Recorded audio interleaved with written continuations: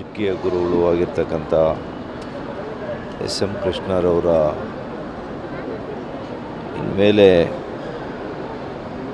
ನೋಡಲಿಕ್ಕೆ ಮಾತಾಡಲಿಕ್ಕೆ ಸಿಕ್ಕೋದಿಲ್ಲ ಅನ್ನುವಂಥ ವಿಷಯ ತಿಳಿದೇ ಭಾಳ ತೀವ್ರಕರವಾದಂಥ ನೋವು ದುಃಖ ಆಗಿದೆ. ಅವರ ನನ್ನ ಸಂಬಂಧ ಗುರು ಶಿಷ್ಯರಿಗೆ ಮೀರಿ ತಂದೆ ಮಗನಿಗೆ ಸಂಬಂಧಕ್ಕೂ ಮೀರಿ ಒಂದು ಅತ್ಯಂತ ಪ್ರೀತಿಯನ್ನು, ಶಕ್ತಿಯನ್ನು, ನೈತಿಕ ಶಕ್ತಿಯನ್ನು, ಆಶೀರ್ವಾದವನ್ನು ಕೊಟ್ಟಂಥವರು. ನಾನಿನ್ನೂ ಎಡಗೈಯಲ್ಲಿ ಇದು ಮಾಡಲಿಕ್ಕಾಗಲಿಲ್ಲ. ಹಾಗಾಗಿ ಅಲ್ಲಿ ಮಾಲ್ವಿಕಾಕ್ಕವರು ಅವರ ಹಿರಿಯ ಪುತ್ರಿಯವರು ಡಾಕ್ಟ್ರು ಹೋಗಿ ಬರ್ತಾರಂತೆ ಅಪ್ಪ ಅಂತ ಹೇಳಿದಾಗ ಅವರದೊಂದು ಶೈಲಿ ಇದೆ. ಆ ಶೈಲಿಯಲ್ಲಿ ಆಸ್ಪತ್ರೆಯಲ್ಲಿ ಇದ್ದರೂ ಕೂಡ ಬಲಗೈಯಲ್ಲಿ ಒಂದು ಸೆಲ್ಯೂಟ್ ಮಾಡುವಂಥ ರೀತಿಯಲ್ಲಿ ನನಗೆ ಆಶೀರ್ವಾದವನ್ನು ಮಾಡಿದ್ದಾರೆ. ಪದಗಳು ಬರ್ತಾಯಿಲ್ಲ, ದುಃಖ ಉಕ್ಕಿ ಬರ್ತಾಯಿದೆ. ಇಡೀ ಕುಟುಂಬಕ್ಕೆ, ವಿಶೇಷವಾಗಿ ಪ್ರೇಮಮ್ಮನಿಗೆ, ಮಾಲ್ವಿಕಾ ಅಕ್ಕನವ್ರಿಗೆ, ಶಾಂಭವಿ ಅಕ್ಕವ್ರಿಗೆ, ಎಲ್ಲರಿಗೂ ಕೂಡ, ಕುಟುಂಬದ ಎಲ್ಲ ಸದಸ್ಯರಿಗೂ ಕೂಡ, ಅಮರ್ತ್ಯಗೆ,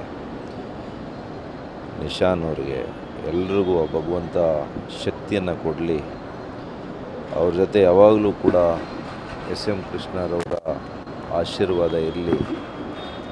ಕರ್ನಾಟಕದ ರಾಜ್ಯ ಅಂತೂ ಅವರು ಇಟ್ಟಂಥ ಹೆಜ್ಜೆಗಳು, ಅವರು ಕೊಟ್ಟಿರ್ತಕ್ಕಂಥ ಯೋಜನೆಗಳು, ದೈಹಿಕವಾಗಿ ಅವರು ಇಲ್ಲದೆ ಹೋದರೂ ಕೂಡ ಅವರ ಬೆಳಕು, ಆ ಬೆಳಕಿನ ಮೂಲಕ ಲಕ್ಷಾಂತರ ಯುವಕರು ಇವತ್ತು ಬೆಳಕನ್ನು ಕಟ್ಟಿಕೊಂಡಿದ್ದಾರೆ, ಬೆಂಗಳೂರು ಕಟ್ಟಿದ್ದಾರೆ. ಒಂದು ಕಾಲದ ಬೆಂಗಳೂರನ್ನು ನಾಡಪ್ರಭು ಕೆಂಪೇಗೌಡರು ಕಟ್ಟಿದರೆ,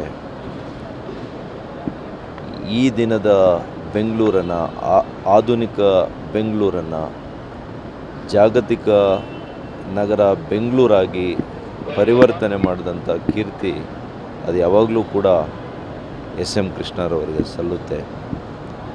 ಅವರು ರಾಷ್ಟ್ರಪತಿ, ಪ್ರಧಾನಮಂತ್ರಿಗಳು ಎರಡು ಬಿಟ್ಟರೆ ಎಲ್ಲ ಹುದ್ದೆಗಳನ್ನು ಅಲಂಕರಿಸಿ ಈ ನಾಡಿನ, ಈ ದೇಶದ ಜನರಿಗೆ ಸೇವೆಯನ್ನು ಮಾಡಿದ್ದಾರೆ.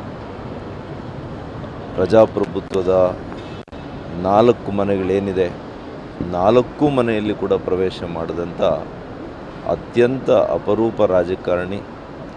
ಒಬ್ಬ ರಾಜಕಾರಣಿ ಮುತ್ಸದ್ದಿನವನ್ನು ಇಟ್ಕೊಂಡು ರಾಜಕಾರಣವನ್ನು ಮಾಡಲಿಕ್ಕೆ ಸಾಧ್ಯ ಅಂತೇಳಿ ನನ್ನಂಥ ಲಕ್ಷಾಂತರ ಯುವಕರಿಗೆ ಸ್ಫೂರ್ತಿಯನ್ನು ಕೊಟ್ಟಿರ್ತಕ್ಕಂಥ ಕೃಷ್ಣರವ್ರ ಬಗ್ಗೆ ಹೇಳಿದರೆ ದಿನಗಳು ಕೂಡ ಸಾಕಾಗಲ್ಲ.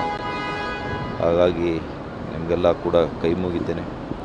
ಇಡೀ ರಾಜ್ಯದ ಜನತೆ ಇವತ್ತು ಅವರಿಗೆ ಭಕ್ತಿಪೂರ್ವಕವಾದಂಥ